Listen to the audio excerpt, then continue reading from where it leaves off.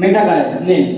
তো কিছুদিন রিলেশন চললো, আমাকে মেসেজ করলো যে আমি অ্যাক্সিডেন্টলি আমার ফ্রেন্ডের সাথে সেক্স করে ফেলেছি। Accidentally sex?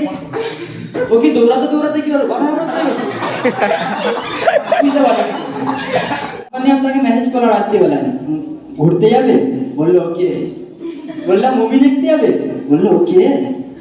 তো ভেতরে হাওয়াস জাগে না, আমার জেগে গেল।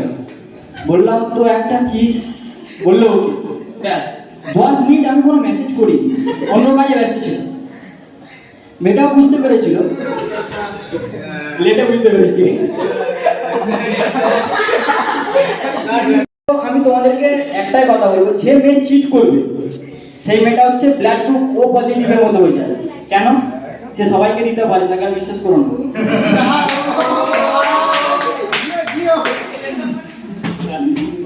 তুই মার খাবি।